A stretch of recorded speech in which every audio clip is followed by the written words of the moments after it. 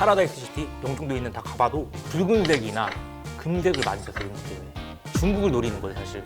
실제로 이 미디어 아트를 누가 수요할 것인가에 대한 고려를 해보는 것도 굉장히 중요하다고 생각이 들어요. 푸바오는 매니아층이 확고하더라고요. 우리나라에서 이런 이벤트가 생겼어요라고 끝나버릴 수도 있었던 건데 이것들을 잘 포장하고 사람들한테 알려서 극대의 효과를 막 누리게 하고 사람들이 그리워하잖아요. 그리고 사람들이 본능적으로 공감할 수 있는, 교감할 수 있는 미디어 아트를 계속 만들어내는 게 서로 상호작용할 수 있는 거지 않나 싶습니다. 최근에 3, 4년 동안 호텔이나 리조트에서 이런 미디어 아트를 활용하는 경우가 되게 많아졌더라고요. 혹시 알고 계신 사례 같은 게 있으실까요? 최근에는 저희 용평 리조트에 뮤지엄 딥다이브가 있고 인스파이어에 인스파이어 리조트 거기에도 이제 미디어 아트가 있고 충북 증평의 벨포레 미디어 아트도 있고 그리고 워커힐 호텔에서 하는 빛의 시어터라는 프로그램도 있었고 그리고 최근에 그렇게 호텔이나 리조트에서도 미디어 아트를 사업분으로 좀 활용할 수 있는 폭이 넓어지지 않았나. 혹은 이제 팝업 스타일로 프로모션, 시즌성 프로모션으로 진행하는 것도 많더라고요. 그래서 파라다이스 시티에서 크리스마스 시즌으로 한다든지 뭐 제주의 시에나 리조트에서 앞으로 야외 광장에 이런 프로모션 할 예정이라고 하더라고요. 그래서 프로모션적으로 팝업 스타일로 하는 리조트들은 꾸준히 있어 왔다라고 보시면 좋을 것 같아요. 우리가 보통 호텔이나 리조트를 연상하면은 떠오르는 속성들이 있잖아요. 먹고 즐기고 결국 자야 되거든요. 근데 이 세 가지 속성 중에 변하지 않는 것 중에 하나는 놀거리예요. 예를 들면 어떤 리조트나 호텔에 가보면 20년 전의 테마가 지금도 그대로 구현이 되고 있어요. 그러니까 아마 이런 그 놀거리에 대한 한계 이런 것들을 극복하는 차원에서 미디어 아트가 각광을 받고 있는 것 같고 그렇다고 해서 또 우후죽순으로 생기기보다는 그 호텔이나 리조트가 갖고 있는 레거시가 있잖아요. 그런 부분들이 잘 결합된 미디어 아트가 조성이 되면은 저는 충분히 사람들을 끌어모을 수 있는 전략이 되지 않을까. 없을 것 같은 장소에 가잖아요, 요즘 세대들이. 아니 2030이 차를 빌려서 그 빌린 차를 타고 그 장소로 가는 거예요.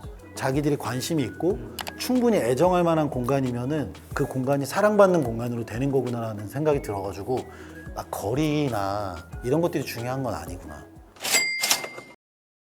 사실 클라이언트의 니즈도 중요하지만 이거를 수요할 층에 대한 분석도 중요하다고 생각이 들어요. 파라다이스 시티, 영종도에 있는 다 가봐도 사실 인테리어를 놓고 봤을 때 붉은색이나 금색을 많이 썼어요, 인테리어에. 중국을 노리는 거예요, 사실. 실제로 이 미디어 아트를 누가 수요할 것인가에 대한 분석이라든지 체계적으로 고려를 해보는 것도 굉장히 중요하다고 생각이 들어요. 근데 진짜 가보니까 중국의 되게 유명한 쇼핑몰에 딱 들어섰을 때 이미지 딱 그 느낌. 그 길목에 한국인보다 중국인이 좀 더 많더라고요, 유독. 그래서 타겟층을 잘 설정했구나. 워커힐에서 K-팝 스타를 쇼룸을 만들어가지고 그 쇼룸에서 미디어 아트도 같이 가미시켜서 이런 많은 해외 관광객이라든지 매니아층을 수요를 확보할 예정이라고 하더라고요. 그러다 보니까 워커힐에 왔는데 K-팝 스타 관이 있네가 아니라 난 그 K-팝 스타 관을 가려고 워커힐에 가야지 또 될 수 있는 부분이기 때문에 이거는 앞으로 리조트가 어떻게 타겟을 설정하고 진행하는지에 대해서도 어떻게 보면 앞으로 리조트가 고민을 해봐야 될 부분이라고 생각합니다. 타겟층을 딱 정해놓고 그분들을 흡수하기 위한 요소로서 미디어 아트를 생각을 하고 계신 거네요. 최근에 제가 인스파이어 리조트를 다녀왔는데 그 인스파이어 리조트에는 커다란 스케일의 이제 미디어 월이 있는데 그 막대한 비용을 투자했음에도 불구하고 로비에 그 공간이 있습니다. 즉 개방된 공간에 모두가 그것을 무료로 즐길 수 있다는 뜻인 건데 리조트가 이 미디어 아트를 왜 하려고 하는지에 대한 목적성이 좀 중요하다고 생각이 들어요. 이게 바로 인스파이어 리조트야. 브랜딩에 대한 어떻게 보면 좀 더 거시적인 목표를 좀 노릴 부분이겠죠. 저희가 실제로 작업하고 있는 바우하우스라는 곳이 있는데 그 에버랜드 안에 푸바오 팬더를 이제 어떻게 보면 기념하기 위한 공간입니다. 그래서 뭐 그 공간이 여기 미디어 아트 공간이다 그렇다기보다는 테마파크라는 문화 공간 내에 어떠한 푸바오라는 특정한 테마와 목적을 가지고선 미디어 아트를 통해서 프로모션을 하는 공간으로 보시면 좋을 것 같아요. 저희가 이제 미디어 아트를 일반적으로 할 때 어떻게 보면은 대중이라는 특정 다수를 어떻게 보면 타겟으로 하여 이것을 하려고 하는 부분이 있는데 푸바오 같은 경우에는 물론 대중들이 다 좋아하지만 푸바오는 매니아층이 확고하더라고요. 존재 자체가 귀여워서가 가장 큰 것 같고 태어날 때부터 이 친구에 대해 탄생부터 봤기 때문에 영화 트루먼 쇼처럼 그런 거죠. 근데 저는 그 희귀성 때문에 그런 것 같아요. 희귀종인데다가 실제로 그렇게 태어나서 그 동물원 내에서 자연 출생의 경우가 너무 희박하잖아요. 그러니까 그런 유일성 때문에 사람들한테 호기심을 불러일으킬 만한 요소가 돼버린 거죠. 거기에 이제 등장하시는 사육사분들의 어떤 진정성 이런 것들. 저희는 이제 그분들이 직접 편지 쓴 것들을 먼저 받아보고 얘기를 보니까 진짜 눈물이 나는 것 같은 느낌도 들고 저런 교감은 또 어떤 걸까라는 생각도 들어요.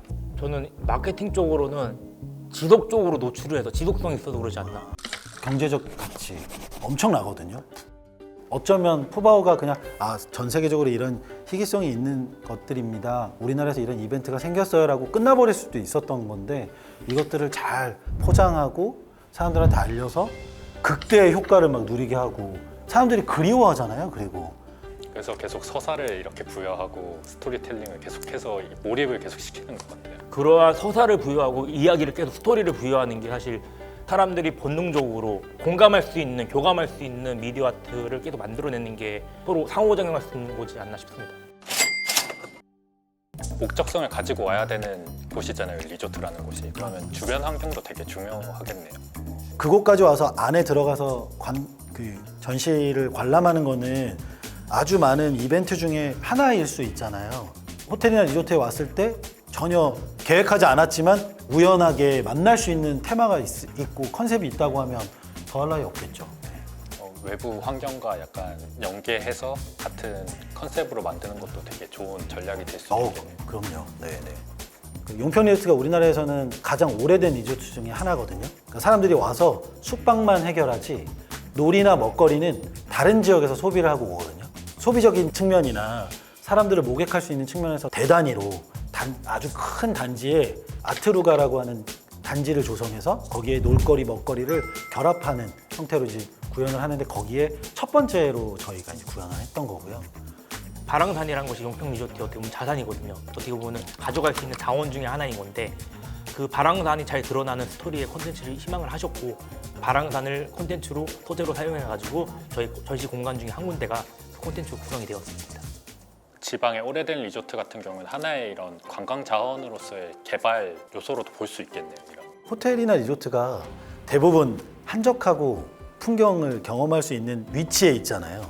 어떤 사람이나 기술력을 동원해서 이렇게 만들 수 있는 환경이 아니니까 원래 본연이 갖고 있는 환경들을 잘 활용할 수 있다고 하면은 미디어 아트가 갖고 있는 특성들을 훨씬 더 이렇게 확장할 수 있는 환경이 되지 않을까 싶거든요. 다른 리조트나 호텔에서 이런 모델을 통해서 관심이 좀 생겼더라. 그래서 수익이 생겼다. 이런 단순한 논리를 가지고 이걸 준비하려고 하는 곳들도 있는 것 같거든요. 물론 이제 수익성에 대한 부분들을 고려 안 할 수는 없으니까 그게 가장 이제 원초적으로 거론되는 문제이긴 한데 지속성을 고려해 보면은 플래닝 같은 게 잘 세워져 있다는 생각은 들진 않아요. 묘하게 영상은요 대중들이 다 얘기해요. 본 게 많아서. 내가 어떤 영화를 봤더니 거기에 가을 들녘이 촥 멋있게 풍경이 펼쳐지는데 우리 전시관에 그 해질 노을 그 시간대 그 아름다운 노을 이게 좀 있었으면은 사람들한테 감동을 주지 않을까 이렇게 구체적으로 묘사를 하시기 때문에 거기에 저희가 지금 무슨 소리 하시는 겁니까? 라고 반문하기 되게 어려워요. 그러니까 그게 구조적인 문제인 거죠. 자본을 대시는 분이 본인이 뭔가를 투영하고 싶어 하세요. 공룡을 미디어 아트로 하고 유명한 미국의 히어로즈 시리즈에 등장하는 캐릭터를 대상으로 미디어 아트를 해달라고 했을 때는 저도 약간 이걸 어떻게 풀어나가야 될까. 그거는 이제 목적성에 상업적인 게 가까운 거죠. 아이들이 좋아하거나 사람들이 다 알고 있는 그런 상업적인 목적성이 좀 많이 치우치지 않았나. 호텔이나 리조트가 각각이 갖고 있는 정체성이라는 게 있잖아요. 그 안에 그 리조트 다음이나 호텔 다음의 스토리가 잘 이렇게 연결이 돼 있으면 자연스럽게 사람들이 경험할 수 있는 요소가 되지 않을까라는 생각이 들거든요. F&B랑 결합을 해서 기획을 하는 것도 하나의 방법일까요? F&B도 보면은 저희가 테이블 맵핑이라든지 혹은 이제 미디어 카페들 있잖아요. 미디어 카페, 미디어 레스토랑. 시각으로 보면서 즐거움을 느끼고 이제 청각을 통해서 소리도 듣고 미각도 동시에 즐기고 복합적으로 사실 감각을 자극하는 부분이기 때문에 보여지는 콘텐츠가 실제로 제공되는 F&B와 별개로 따로 놀지 않는 이상 큰 시너지 효과를 누릴 수 있을 거라 생각이 됩니다. 저는 개인적으로 충분한 시간을 줘야 된다고 생각해요. 그러니까 그것들을 천천히 이제 경험할 수 있는 시간적인 여유나 공백을 줘야 된다고 보거든요. 대중들이 되게 좋아했던 부분은 뭐였냐면 특별한 이벤트가 없어요. 무슨 아름다운 소리가 등장한다든지 아니면 이 장면들이 과하게 펼쳐진다는 그런 것들이 없거든요.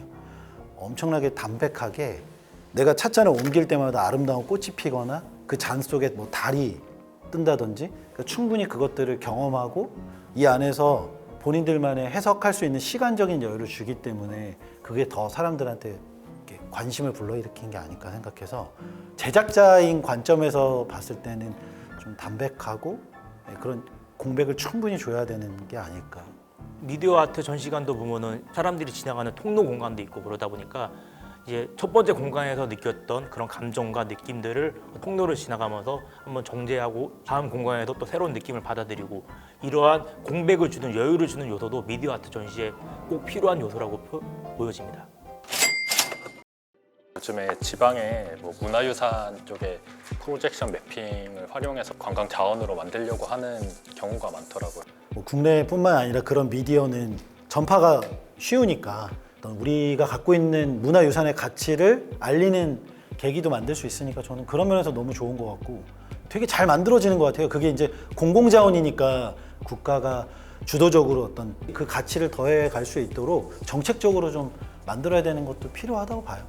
요즘에 그런 디지털 문화센터 지원에 관련해서 정부 정책 이런 거를 많이 발표를 많이 하더라고요. 그래서 지자체에서 그런 문화유산에 하는 것도 하는 장점이라고 생각하는 게 수원 화성 같은 경우에도 사실 10년 전, 20년 전까지만 해도 사람들이 수원 화성 이쁜데야 이 정도의 사실 인식이었단 말이죠. 근데 실제로 그런 수원 화성에 미디어 아트도 구현을 하고 화성 행궁도 표현을 하고 스토리랑 어떻게 보면 미적인 거를 가미해서 표현을 하다 보니까 많은 MZ 세대들을 비롯해 젊은 세대들도 거리가 있음에도 불구하고 수원을 많이 방문을 한다고 하더라고요. 그래서 그에 대해서 문화유산의 스토리를 다시 한번 사람들이 띄운다면은 그거를 미디어 아트로 잘 표현을 할 수 있다면은 문화유산에 대한 정보도 사람들한테 제공을 하고 하나의 관광 요소 그리고 지자체가 발전할 수 있는 하나의 요소로 작용할 수 있다고 봅니다.